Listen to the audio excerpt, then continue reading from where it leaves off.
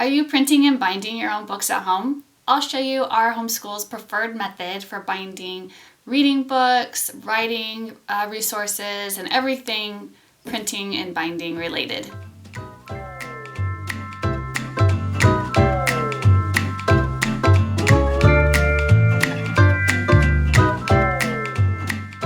Okay, so first, what's my preferred method of binding? I've tried a couple different ones. I've tried stapling, I've tried those like prong, those prong things. And what I decided that worked the best for us was actually a comb binder. I'll show you mine. It looks like this. I bought it on Amazon. It was really reasonable. I want to say it was like less than $60. And I'll link it down below for you in case you want to check it out. And it came with these like 100 of these. I think these are 3/8 of an inch. They're a tiny bit long, so you just kind of like, when you use them, you trim them. And I use them for stuff like about this size. Right? It's about there. And they work well for us. I don't have any problem with them. The kids have used them. My kids' ages are from 4 to 11. I mean, the 4-year-old hasn't used them yet, but you know, my 5-year-old, when he was 5, he's 6, almost 7 now, he was using these, and they look like this when you open them up, you know, so there's plenty of room. They can flip them over like that. It's not like as perfect a flip over as like with a spiral, but these are a lot cheaper than spirals. So that was the big deciding factor for me, and they work just fine. So there's the 3/8 inch. I don't know how many pages that is, but a good amount. The next size up that we use is the 1-inch combs. I ordered some of these, a box of them, and I use them for stuff like this. So we printed off of our RC reading list, you know, Pinocchio, and it fit on there just great. Right. You open it up, it's fine.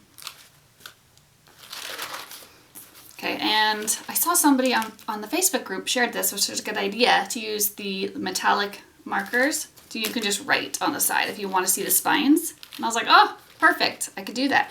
So I did. Okay, and the last size I use, I also use that size for like the Gentle Grammar. If you use Gentle Grammar by Mom Delights, if you're printing those off the free version, you can print all 4 of those and they will fit into one of these 1-inch combs. So that's what I did. I printed them all off. Right? There's book 3 in there, and they just work their way through like one big workbook, which I like. The next size up is this. This is a 1.5-inch comb, and it has like a more flat side to it. I don't know if you can tell, it's a little more flat. So I probably could have put this into the 1-inch, but I wasn't sure, so I just went with the bigger one for like our copy work. See how nice, what a nice big spine there is on it to write on. So I liked that. And again, these ones have like a little locking mechanism on them. So that kind of helps keep these bigger, heavier print jobs like more contained. They're not gonna like open up and fall out. So let's see.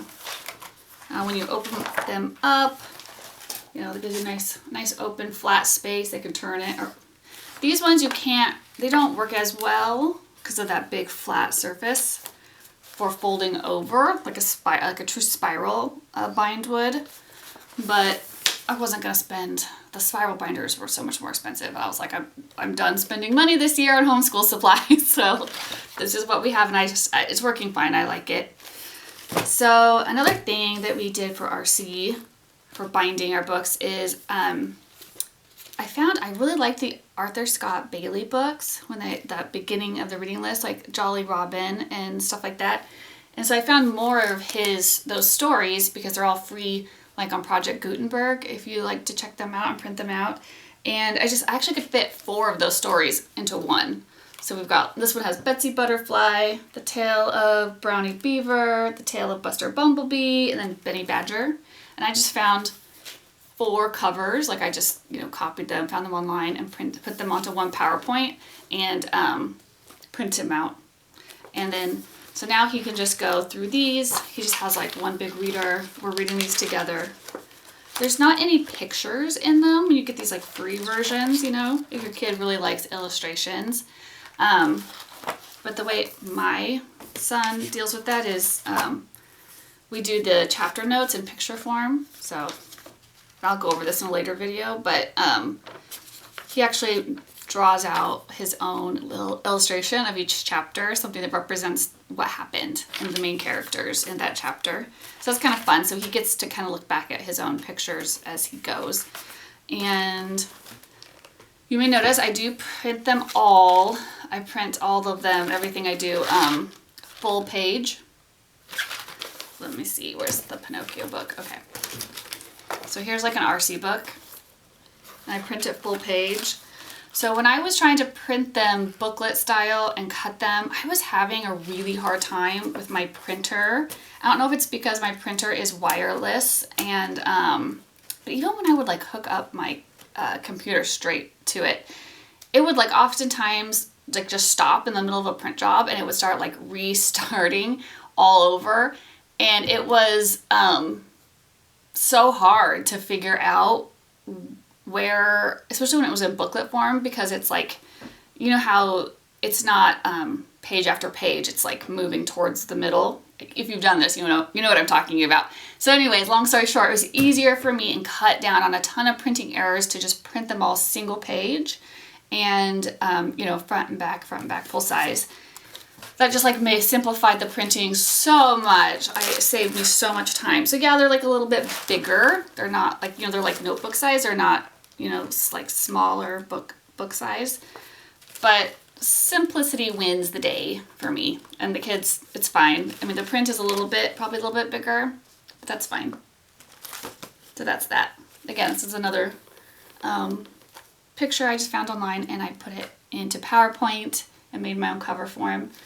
And another thing I do is I take cardstock.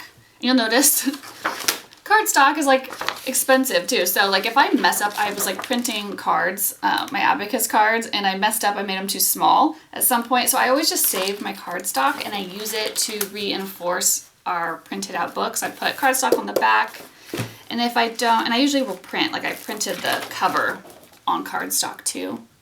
Or sometimes if I've like messed up one and I want to reuse it, I'll print the cover on normal paper and I'll just put the cardstock behind the cover.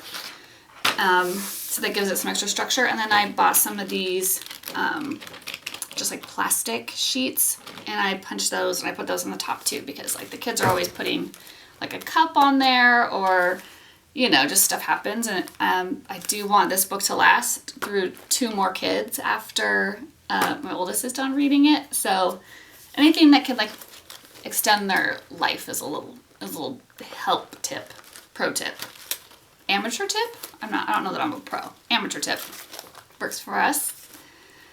So those are my printing preferences. One is comb binding, right? It's pretty cheap, it's really easy. Just make sure you clean out every time I print a book and I like, you know, punch it. You want to set it to the letter size, 19 holes letter size. Just make sure that you're cleaning out, you can pull this tray out in the back, cleaning out all the little punched out pieces, because I did get it really jammed up one time and I was like, why isn't it working? And that was why. So clean it out after a punch job. And then, so comb bind, I'd pick up these 3 sizes. I haven't needed anything bigger.